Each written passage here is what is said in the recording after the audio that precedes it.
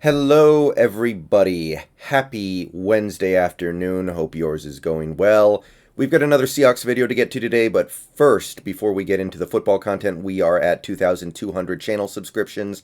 Shout out to all the subscribers, and as always, special tip of the cap goes to the channel members, including elite channel members HaWKxXA, Brandon Mikel, Scott Todd, Hasher for MVP, VGK Tiger 75, John Harper, and Salacious Crumb.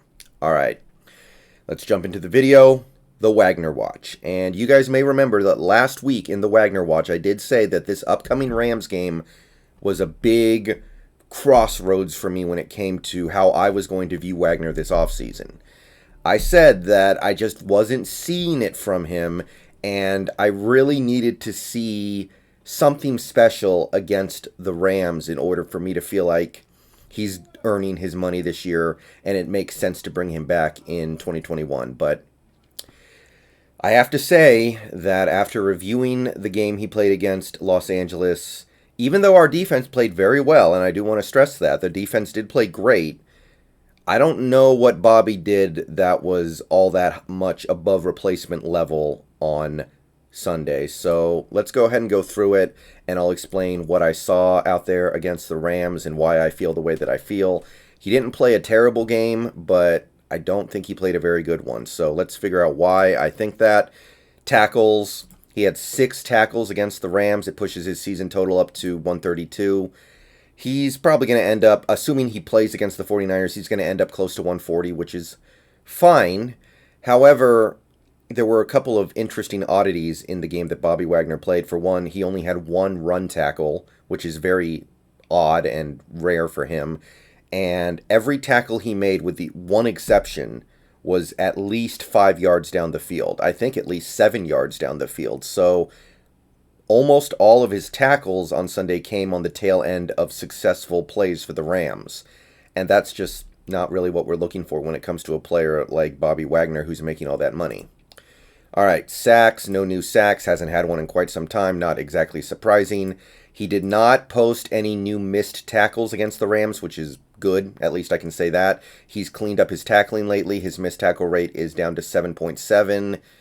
It's not going to be a good year for Wagner in terms of number of missed tackles, but I'll be interested to see how this compares to other similar linebackers in the NFL at the end of the year, but I'll just say that this is a disappointment to me.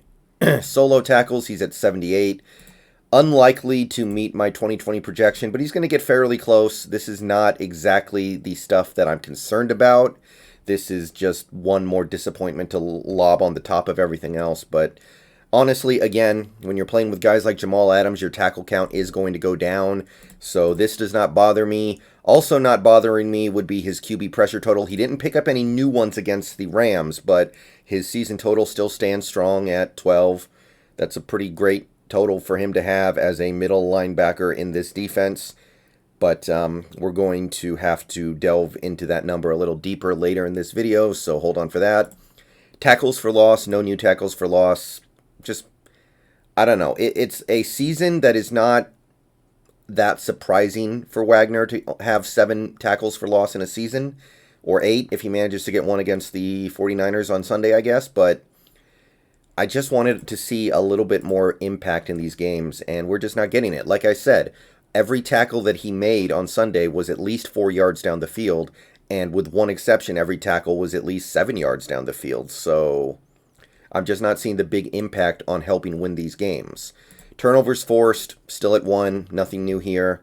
Big disappointment here. You can argue that he forced a fumble on the goal line on the QB sneak, but they didn't give it to him, so he didn't force it, I guess. So we're at 1, and the one that he got was falling on a fumble in the Jets game. So, yeah, very, very disappointing year in terms of Bobby actually getting the football away from the other team. No new pass deflections. And yeah, he's had a pretty good year in this regard, I suppose, but nothing new against the Rams.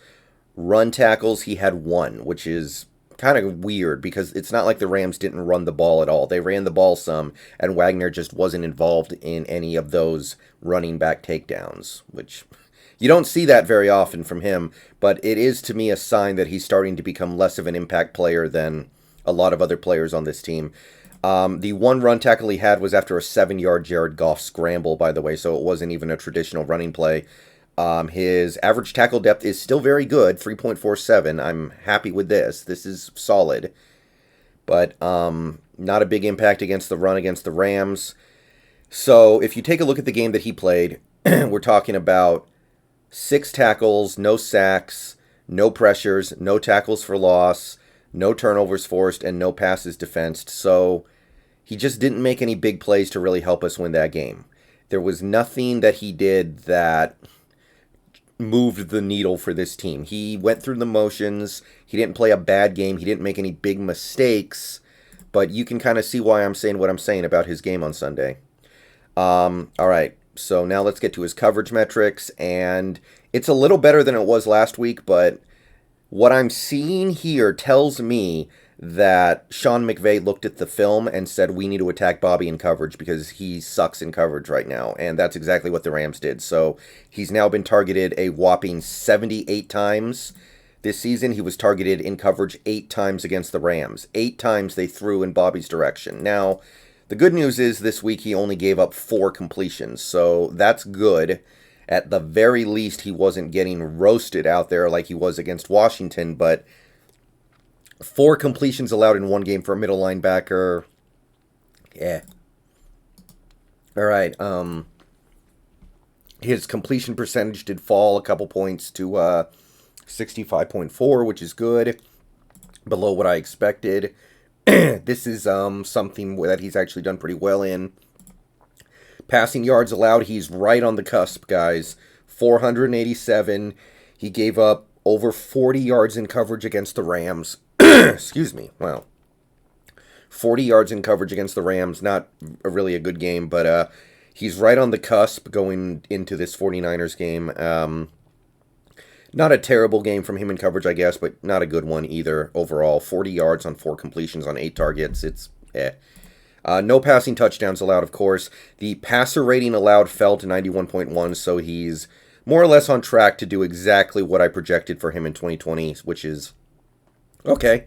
I guess on some level you're willing to live with that. I just don't like how much he's getting picked on, especially now that teams are actually starting to have a lot of success picking on him.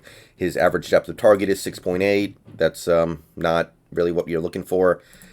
Air yards allowed, he's broken through the 200 barrier. He's giving up a lot of air yards suddenly, and that's notable as we go into this offseason. It seems like teams are targeting him down the field a little bit more, and that's showing up in the air yards allowed. Yards after the catch, however, is still solid. He's still at 254. Very unlikely to pass my 2020 projection. So after a really promising start, Bobby's coverage metrics have really kind of become a mixed bag now, and it's one more disappointment in this season for him. And it's a big reason why I'm probably going to advocate for moving on from him this offseason.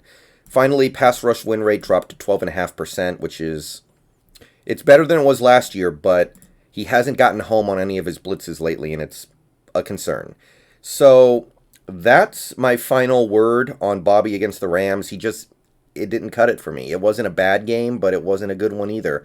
And at this point, I don't really know what we're paying for. We're paying for a good middle linebacker who doesn't make any plays and is very beatable in coverage. So when we get to the playoffs at some point, when we get to the playoffs this year, because we will make the playoffs, if he gets beat up in coverage against whoever we end up playing, then I'm definitely going to be pointing to that this whole offseason. But I'm going to go ahead and call that a video and get out of here. Peace out, go Hawks. At this point, I don't really know what else to say other than that Wagner has however many playoff games we play this year to do something to give me reason to believe he's worthy of sticking around in 2021. Peace.